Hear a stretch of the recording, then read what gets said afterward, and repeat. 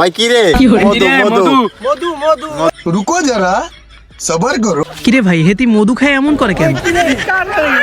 কিরে মধু মধু rasmalai. A few moments later. Guys আজ দুপুরে আমরা সব ভাই ব্রাদাররা মিলে ফাঁকা মাঠে আম্মা খেয়ে খেলাম। আর আম্মা খা করতে যে আমাদের এতটা কষ্ট হবে আগে জানলে এই প্রোগ্রামটাই করতাম না।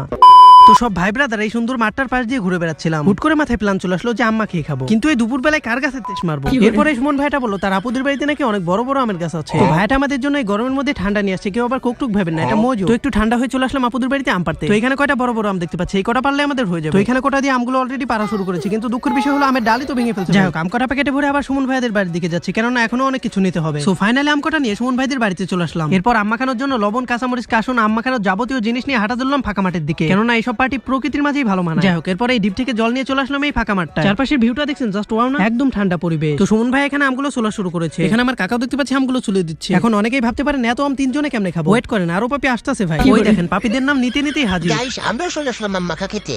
তো আমাদের আমগুলো ছোলা মোটামুটি কমপ্লিট। এখন এই আমগুলোকে আমাদের ঝুড়ি ঝুড়ি করে কাটতে হবে, কিন্তু এটা কি ভাই, এ তো মাখানোর আগেই সাবার করে দিচ্ছে। তো এখানে তো দেখতে পাচ্ছেন আমি কত কাজ করতেছি। হঠাৎ আমার কাকা আমারে ধাক্কা দিয়ে বললো তোমার আর কাজ করানো লাগতো না, তুমি যা কলার পাতা কেটে নিয়ে আসো। এরপর কাকার কথা মতো হাতে একটা ছুরি নিয়ে উঠে পড়লাম কলার পাতা কেটে আনার জন্য। কিন্তু এই ফাঁকা মাঠে কলার গাছ কোথায় পাই? হাঁটাতে রাস্তার সাইডে দেখতে পেলাম ছোট্ট একটা কলা গাছ। তো এখান থেকে পাতাটি কেটে নিয়ে যেতে না যেতেই দেখতে পেলাম মাখানোর কার্যক্রম প্রায় শেষ। দেখুন মাখানো তো শেষ, এখন হচ্ছে খাওয়ার পালা।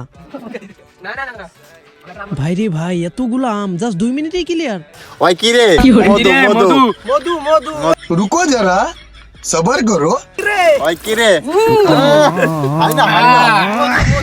কিরে ভাই হেতি মধু খায় এমন করে কেন? কিরে মধু মধু রসমালাই।